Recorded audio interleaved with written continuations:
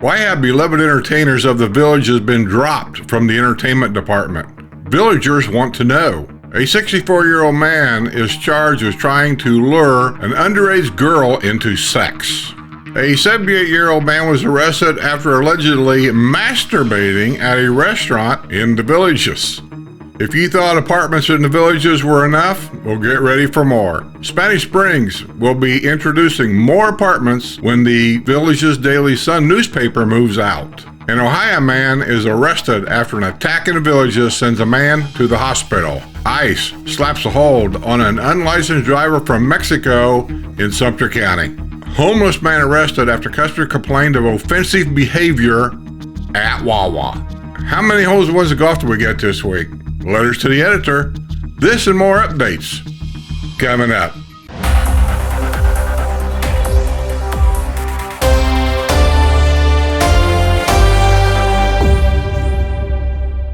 Thanks everybody for coming to this Friday's news. And let's start off with some updates.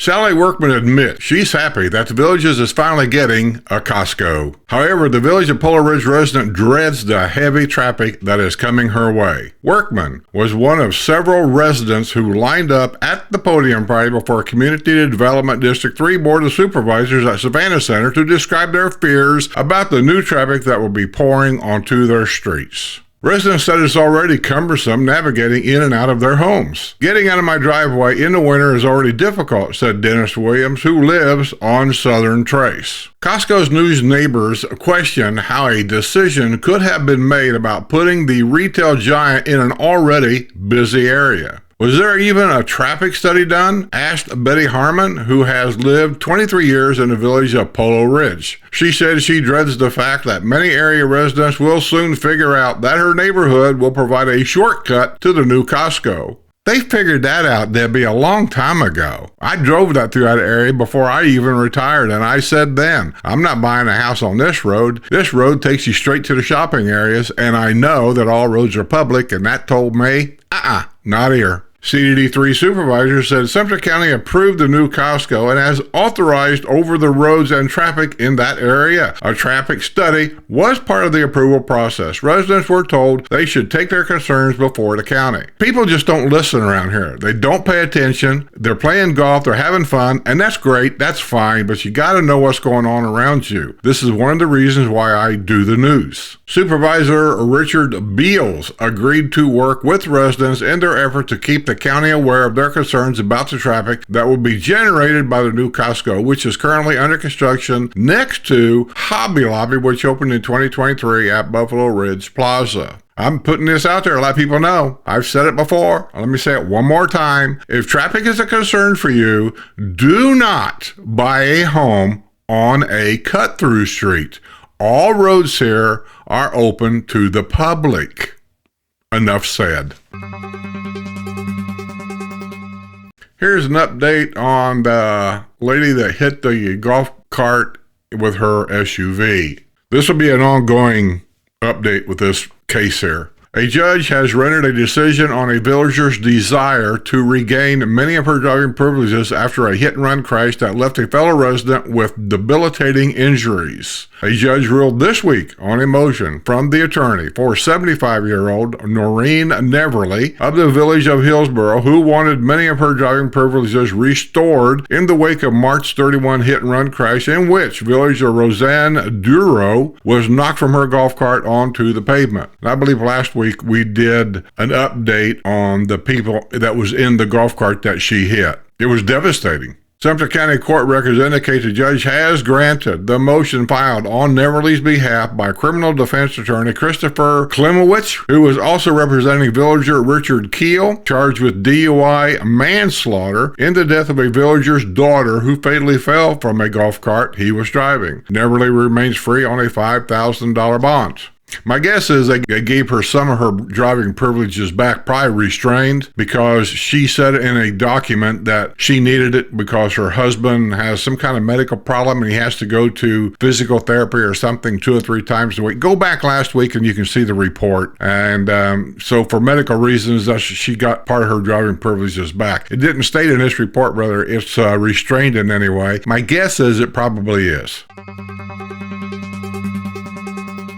Here's a report on that drug house that they busted with SWAT team, I believe it was last week. A villager is calling for action to end the revolving door of drug activity in her neighborhood. Sheila O'Connor Allen of the Escondido Villas made her plea Friday morning before the Community Development District 2 Board of Supervisors at Savannah Center. She described a cast of nefarious characters who have regularly rotated between the notorious villa at 1404 Azteca Loop and the county jail. Allen also said the 90-year-old homeowner is more Mal Barker than the clueless bystander. Allen was shocked when she recently read that 28.94 grams of fentanyl was seized at the home. She said only a tiny amount of fentanyl is necessary to inflict a fatality. That 28.94 grams of fentanyl could kill 14,000 people. Allen said she and her neighbors are horrified by what is occurring, including 2 recent SWAT operations at the home. She said a big part of the problem is the lax legal system, which has failed to properly punish the 1404 Azteca Loop inhabitants. That'll be the update on that home. It goes on some more, but it's just too much to read. But I agree. I think in a lot of cases here, and I don't blame the judges, and I don't really blame law enforcement. They only do what laws are on the books, what are in place. Whoever is in charge of changing these laws, they need to be changed. Maybe the judges can get involved with it. There's something wrong with the system here.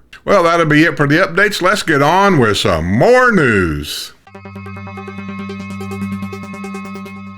Thanks for coming to this Friday's news, and let's get on with some more news. More apartments are coming to Spanish Springs Town Square as the village's Daily Sun prepares to exit its offices after decades at the original town square. The Citrus Exchange building, which was home to Margarita Republic downstairs and the village's Daily Sun newspaper offices upstairs, will reportedly be converted to 17 multi-family apartment units, including 10 two-bedroom units and 7 one-bedroom units. Some retirement community this is turning into. The conversion of the Daily Sun offices to apartments follows the controversial decision to convert the former Katy Bells into lofts at Van Patten House. Residents of the lofts enjoy full amenity usage in the villages but pay a $200 a month amenity fee. The Daily Sun is reportedly moving its business offices and newsroom from Spanish Springs to Lake Sumter Landing. Newspaper staffers will be taking over offices previously occupied by the district government. The government offices recently moved to the old Street of Dreams building at Brownwood. The Daily Sun shuttered its print facility on Rolling Acres Road when it relocated its presses to the brand new facility at the Governor Rick Scott Industrial Park located on Florida Turnpike, Interstate 75 in Sumter County. Church at the Springs is moving into the former print facility on Rolling Acres Road. The Daily Sun was once ranked as one of the top employers in the town of Lady Lake due to the number of employees at the downtown offices combined with workers including numerous part-timers at the press facility on Rolling Acres Road. Those Daily Sun jobs are now moving over to the employment ledger in Sumter County. The Daily Sun's move comes at a time of major change at Spanish Springs Town Square. Last month, construction barriers went up at the square, giving it a very different vibe. Let me just say, speaking just for myself, and I know that a lot of other people agree with me, and a lot of you don't. But if you don't agree with me, I don't know if you live here or not, but for those that live here, what once was considered one of the greatest retirement communities to live in, and the fastest growing, has basically turned into a city that apartments are everywhere, and the developers just as bad. This fourth generation of people that's taken over the developers' companies, it's all about money, and that's it. People call it greed. I'm not going to say it's greed. I just think it's typical corporate. They did the same thing in Vegas when they took it over. Everything's for sale. Same thing here. Everything's for sale. Everything's got a price on it. That's why you don't see a lot of things here that you see in other retirement communities, and that's why a lot of those things will not be introduced here because they can make more money by it not being here. Example. Indoor exercise facilities in most retirement communities down here, they all have them. And it's part of whatever amenity fee they pay there. Anybody that is a resident there can go in and use them. Here, no, you don't see that. You want to go to a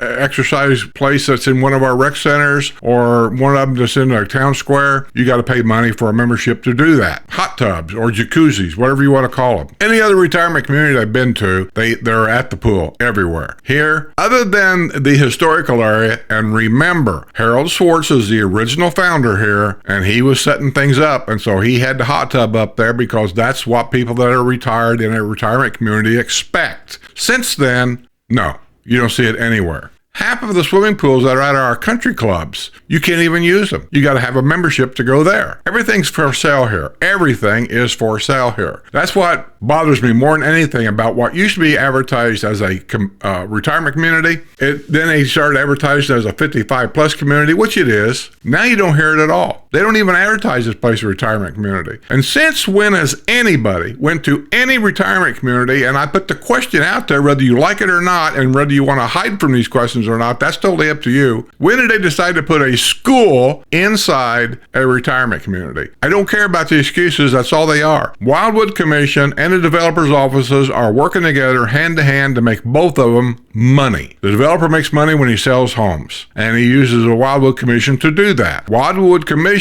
is in the business of giving out these permits to build homes because they get property taxes. In other words, they make money. And they have permits that they sell to have things built and all this and that. But between the two of them, they're all got their half of the pie. They're all getting money on each end of it. And as a resident in a so-called retirement community, I say, what am I getting out of this deal? I ask you the same question.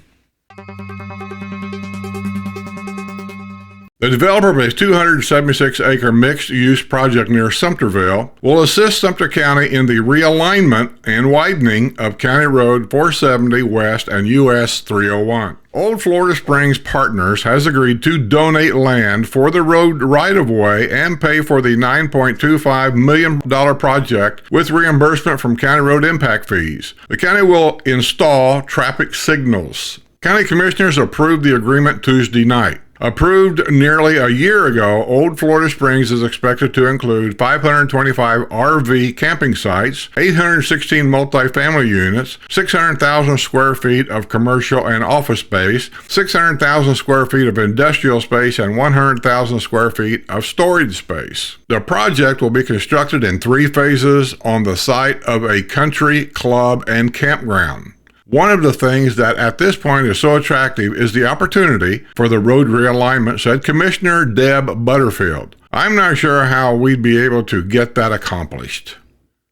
North of US 301, County Road 470 becomes Central Parkway through Middleton and Eastport areas of the villages. The Old Florida Springs development will be near $256 million expansion and improvement project planned by Seco Energy along US 301 northwest of County Road 470. The project includes new corporate offices and a warehouse and operations building with fleet and material storage. Seco Energy serves roughly 500,000 customers in the counties of Citrus, Hernando, Lake, Levi, Marion, Pasco, and Sumter. Another major road project by the Florida Department of Transportation will be widening US 301 to 4 lanes, including realignment of the highway between Industrial Park Drive and County Road 470, bypassing the city of Coleman. The US 301 project is part of the $4 billion Moving Florida Forward initiative announced 2 years ago by Governor Ron DeSantis. Yeah, and Coleman voted this out. They didn't want nothing to do with any of this. They didn't want nothing to do with any of the villages' expansions. They didn't want anything to do. What the Wildwood Commission were trying to do was get them to sign on to this so they could tie into the sewer line for the new water treatment plant. And Coleman said, nah, we're good. I appreciate that. Why have the beloved entertainers been dropped from the lineup in the villages? It's the hottest question in Florida's friendliest hometown. In Friday's Community Development District 4 meeting at Savannah Center, Supervisor Carrie Sternberg put the question to Deputy District Manager Carrie Duckett of the village's government. She told Sternberg, said the issue was not within her purview, but offered to see if she could find out if there are any details available. The burning question remains unanswered, but there are certainly many theories. Residents suspect that the villages wants to phase out the villagers who are loving the later-in-life fun of being a cheerleader or belly dancer in favor of newer, younger acts from outside the villages. The suspicion is that the Villages wants to airbrush the twirlers and sweet potato queens from its rich history prior to the opening of Eastport and its entertaining offerings, designed to lure a younger generation of homebuyers. Or is it a question of money? Are the Villagers' performances not attracting enough people to the squares? Not so, says Donna Levine of the Village of Richmond. I have not been to one event where the clubs are performing that has been empty. They are well attended and generate a lot of excitement and revenue for the square, she said. Judy Mathis, captain of the Village's cheerleaders, said her group and others have helped emphasize the friendly feelings that has become synonymous with the Villages. These performances have a deep connection to the community and bring a level of familiarity, passion, and heart that's hard to match. Their presence doesn't just entertain, it strengthens our local culture and pride, Matthew said in a recent opinion piece. Chuck Culver of the Village of Pine Ridge offers another theory. There must be a liability issue since the Model Aircraft Club got nixed also, he said. Whatever the reason, longtime performers don't understand why the Village's reasoning is shrouded in secrecy. Because the newer generation don't feel like they owe you anything, and I'm not even sure that the newer generation running things down there even realizes this is a retirement community now that they've installed a school in it. Do you have a theory? Share your thoughts. I got a theory. It's all about money. Follow the money trail. A 64-year-old man has been charged with trying to lure an underage girl into sex. David Alaholic of Jacksonville was arrested this past week by Sumter County Sheriff's deputies on a warrant charging him with using a computer to lure a child to commit an illegal act. The mother of the Sumter County girl contacted law enforcement in January after discovering her daughter had been communicating with Halleck with her cell phone. The mother's discovery included finding emails from dating websites. The mother found that Halleck had been commuting with her daughter and had persuaded the girl to send him nude photos of herself. You need to have a long talk with your daughter. He blatantly told the girl in the video message he wanted to have sex with her. Halleck was taken into custody and booked at the Sumter County Detention Center. He was released after posting a $10,000 bond.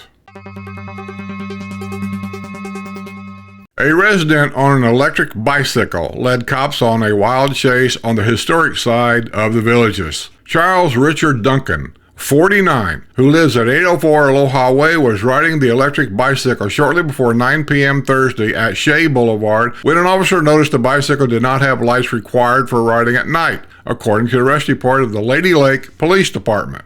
The officer activated his emergency lights to initiate a traffic stop, but Duncan looked back at the patrol car and began to pedal away.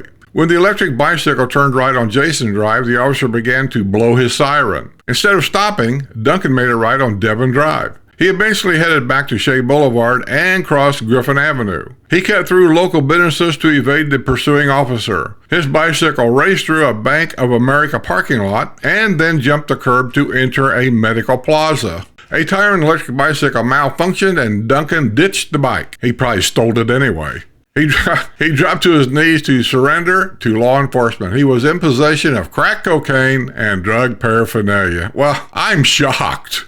He was arrested on charges of fleeing to elude law enforcement, drug possession, and possession of drug equipment. He was booked at the Lake County Jail. Bond was set at $8,500.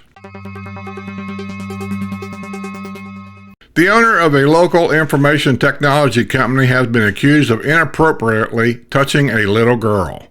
Donnie Lee Jacobs, 43 of Wildwood, who is the owner of Team Logic IT of the Villages / Ocala, was booked Wednesday night at the Sumter County Detention Center on a charge of lewd and lascivious behavior. An investigation began April 29 when a 12-year-old girl claimed that she had been inappropriately touched by Jacobs, according to an arrest report of Sumter County Sheriff's Office. A forensic interview was conducted with the little girl on May 6 at the Children's Advocacy Center in Lake County. Jacobs was taken into custody and booked on a $25,000 bond. A 78-year-old man was arrested after he was caught masturbating at a restaurant in the Villages. A man called 911 after he went to pick someone up Wednesday afternoon at the Tropical Smoothie Cafe at Buffalo Ridge and saw a man actively masturbating in his car in the parking lot, according to Sumter County Sheriff's Office. The man was identified as Robert Charles Sarantino, who lives at 916 Jacaranda Drive in Lady Lake. The New York native was arrested on a charge of indecent exposure. He was booked at the Sumter County Detention Center on a $1,000 bond. You gotta wonder about some people, really. Especially here. God damn. I'm sorry. Some of these people around here are just weird. Well, let's see what our friendly next-door neighbors at Spruce Creek is doing. A Spruce Creek South woman was arrested after an alleged attack on her boat during a boating date. Marie Conyers Meyer, 73, who lives in the 55-plus community in Summerfield, is facing a charge of battery following her arrest Saturday at the Carney Island boat ramp in Ocklawaha. A boater contacted law enforcement after seeing Meyer and her boyfriend involved in an altercation on their boat, according to an arrest report from the Marion County Sheriff's Office. When interviewed, Meyer claimed her boyfriend was the aggressor and claimed he is abusive and a narcissist. However, when deputies spoke with her man friend, he claimed they were out in the boat in the middle of the lake when Meyer became physical with him. He said Meyer struck him and broke his glasses. He had suffered injuries to his face. Meyer had open cuts and marks on her hand. Meyer's man friend said they had been arguing over jealousy issues. They have been in a dating relationship for 3 years. When deputies spoke with them at the boat ramp, both showed signs of alcohol impairment. Meyer was booked at the Marion County Jail. The Michigan native was released after posting a $500 bond. I'm sorry. 73 years old and they still get jealous. Isn't that sweet?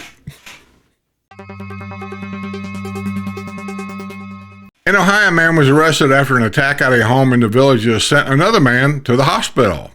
A man who had been attacked was transported by ambulance in the wee hours Monday to UF Health Spanish Plains Hospital. He had barricaded himself in a bedroom at a home in the villages and had suffered significant injuries to his eyebrow and eye socket area, according to the arrest report from the Sumter County Sheriff's Office. He initially told deputies he had fallen in the driveway.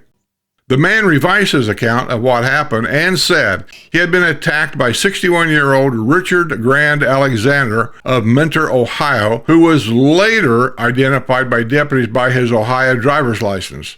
Deputies found that Alexander and the man who had been attacked were very intoxicated. There was a significant amount of blood on the bedroom floor. Grant had dried blood on his neck and his head and his hair. He had also suffered an injury to his eye. He was determined to be the primary aggressor. He was arrested on a charge of battery and booked at the Sumter County Detention Center, where he was initially held without bond. Man, alcohol is a real problem here. Nobody seems to address it, but it is. Alcohol and drugs. Two brothers from Guatemala were arrested after a deputy noticed violations with a trailer they were towing. This happens all the time. I see trailers here at night driving around all the time with absolutely no lights on this trailer whatsoever. There for a long time, I thought that in Florida you didn't need it because I never saw anybody ever get pulled over from it. A deputy observed a white truck pulling a green trailer with no tag on it and no working brake lights in the area of 301 and County Road 462 at around 9:25 a.m. Thursday, according to the arrest report from the Sumter County Sheriff's Office. He conducted a traffic stop and made contact with 27-year-old Francisco Larios Perez, the driver, in a vehicle registered to his brother, 24-year-old Juan Carlos Larios Perez. Francisco was identified using a picture of his Guatemalan passport. A check of his name through dispatch revealed he did not have a driver's license issued to him. While speaking to him outside the vehicle, the officer discovered the cable to power the brake light on his trailer was not plugged in. Through investigation, it was revealed that Francisco had been living in Florida for about 3 years and was gainfully employed through Lightspeed Construction Group. During this time, he had not tried to get a Florida driver's license. A criminal history check showed prior convictions for no valid driver's license. Francisco was subsequently taken into custody. Meanwhile, Juan Carlos arrived on the scene and was asked why he allowed Francisco to drive the vehicle. He told a deputy that he knew Francisco had no license and should not be driving, but due to another licensed driver being sick, he let his brother drive out of necessity so he could get to work, the report said. Francisco was arrested on charge of operating a motor vehicle without a valid driver's license. He was transported to Sumter County Detention Center and bond was set at, are you ready? $150, where ICE placed a hold on him. Juan Carlos was arrested for permitting an unauthorized person to drive. He was taken to jail and released after posting a $150 bond. Oh, Wawa, you knew we wouldn't forget you this week. A homeless man in Lady Lake was arrested for trespassing at Wawa after saying obscene things and scaring a customer outside the building. An officer responded to Wawa at the corner of U.S. Highway 27 and 441 and County Road 466 regarding a disturbance involving 51-year-old Christopher Michael Grant at around 8:40 p.m. Monday, according to the Rusty Park Lady Lake Police Department. A customer outside the side of Wawa said Grant was pacing around and saying obscene things. He was asking if they are pimping someone out and mentioned something about bad things being done to a 2-month-old baby in a trailer next to him.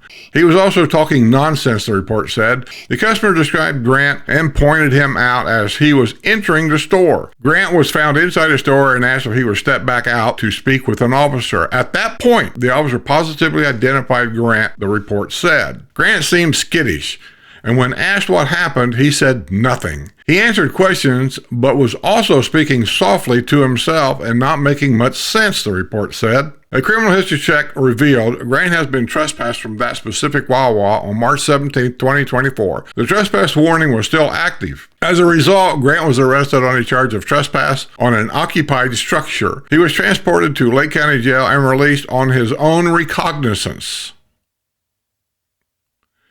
He is responsible for appearing in court June the 4th. The Maryland native was also arrested in March 2023 for exposing his sexual organs at a local hotel. And if I remember right, this is the same guy that painted his face black at that same hotel, running around at night with a Halloween mask on or something. I don't know what it was. Anyway, he was scaring children and people at that hotel, micro hotel, if I remember right.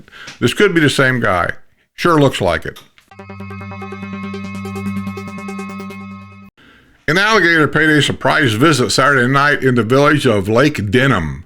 The alligator amused the neighborhood by taking a stroll at about 8 p.m. down Sugar Creek Path. Leesburg police officers were on the scene to keep a watchful eye on the alligator, who would walk for a short distance before plopping onto his belly for a rest. Residents got out their cell phones and shot plenty of photos. It's alligator mating season, so many alligators are on the move in search of romance. Yeah, and that's true. You got to be careful during alligator mating season. The males, not the females, will travel. And they travel where they instinctively know where to go, I guess. Don't mess with them. Well, how many holes in ones of golf do we get this week? Well, it looks like 2.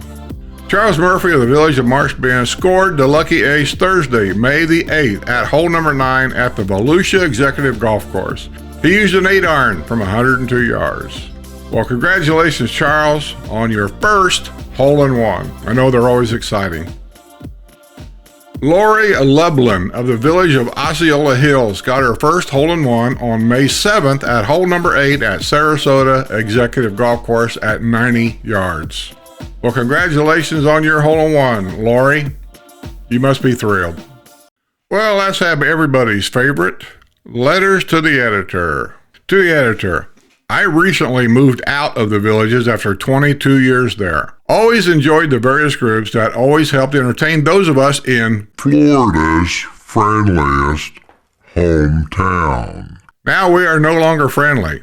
These groups have done great work while entertaining us as well as being villagers. Why are you doing this? Have the monetary issues overshadowed the joy of being a resident? Many of my friends still live there, have been members of various groups that entertain. You should hide in the closet for doing this to our village groups that have performed so well for all of us. We need you to give us a good reason for what you did and let villagers know who decided this. That's sent in by Sheldon Gateski, a former resident of the village of Summerhill. I agree, Sheldon. After something like this happens, no end, no secrecy. I know people just called down to the entertainment department. Nobody's called back. Nobody seems to know nothing. That's all a lie. The developers officers are not giving out any statements. They owe residents here a reason why they done this. I suspect, along with this other person here that I agreed with, somewhere along the line, I think lawyers and liabilities involved. I hope I'm wrong. To the editor, I find it laughable that the Community Development District 2 Board of Supervisors is the latest CDD to enact stricter rules targeting vehicles improperly left at villa parking intended for temporary parking by villa owners and their guests. Why, you might ask? Let's proceed. Recently, while walking my dogs in Villa Escondido, I noticed a car parked with clothes, food, coolers, etc., parked in the visitor's lot, and a man with a bicycle heading over to Savannah Recreation Center. I stopped an SUV for the village's neighborhood watch and told him that this person is suspicious and asked him to call the police. He told me he cannot call the police, but only his supervisor. I asked him to do same and he refused. I implored him to make a call and he was extremely passive and non-responsive to my concerns. I called 911 and described the same and had a deputy come to investigate my concerns. A deputy did come and the man on the bicycle came over to us. He stated he is homeless and was simply going over to Savannah's pool so he could take a shower and clean up. One of my neighbors came out and talked with us and explained to the man that the showers are not for public use, but for villagers who pay for their amenities. The man was polite and explained he had nowhere to go. I stated he should try a local shelter or YMCA. We explained to him that he simply cannot come into our neighborhood and take advantage of our sources we pay for. He stated understanding. However, the same man was reported to the police by my neighbor and told his car would be towed. Nevertheless, he came again and wanted to use our facilities. Can I please ask, why can't our neighborhood watch not call the police? They are more than happy to rip out open house signs from realtors trying to make a living from areas not deemed acceptable for signage. Whether or not we villagers realize these neighborhood watch vehicles are just driving around and not mindful of suspicious activities is a huge concern for me and many others. Meanwhile, Village Escondido has an active drug house in our neighborhood, recently highlighted in this media outlet. And Neighborhood Watch does nothing while driving through our neighborhood. They can't. They're not the police department. They don't have arrest authority. They could easily drive by and document the squalor of the home or notate how many vehicles are in the driveway, etc. Are we asking too much for the security source we pay for? Or perhaps the village's powers that be are not concerned with what is really happening in America's friendliest hometown, and focused on continued development that packs their pockets? In my opinion, the powers that be refuse to acknowledge the fact that outsiders are taking advantage of our resources and continue to focus on growth rather than the safety and concerns of those of us who have lived here and paid for our safety for quite some time. They should be ashamed of themselves. That's sent in by Nancy Kress, the Village of Santiago. To the editor, it is my guess they are eliminating the local entertainers because of some lawyer worried about a lawsuit. That's sent in by John Wright from the Village of Finney. I agree. I don't know what else it could be. These people here, the twirlers, the belly dancers, the line dancers, I don't even know all of the entertainers that they use here for free to come and entertain on the square. There isn't a good reason other than this. There just isn't a good reason. And it's a slap in the face because the villages became what it is today with their absolutely free help. And I don't know, retirement community? I guess we're all going to have to stop and think about that. Okay, that's going to be the news, I think, for this week. And I just want to let everybody to know that I'm not sure about next week, but sooner or later, I'm taking off out of here. And I'm going to be gone for a while. You all know we're going to go to North Dakota where my granddaughter's getting married. And we want to go up there. And so I'll be gone for a long while because I'm not going to be in a hurry to go up. I'm not going to be in a hurry to come back. So if you're a regular viewer of my news, just know that I do appreciate you. I don't know what I would do without you guys here. And to all my Patreon members and YouTube members, I'm not going to get into it so much because I think people does get bored of hearing it over and over every week. So with that being said, thanks Patreon, thanks YouTube members. God bless every one of you because if you're it. For me, you are it. And so always know that. If I quit doing the news on YouTube, you're always going to get it on Patreon and YouTube members. That being said, be well, stay safe, stay aware, don't walk around with your head up your keister, know where you're at, know what you're doing. And don't leave those keys in that golf cart. This week's news is brought to you by my YouTube and Patreon members.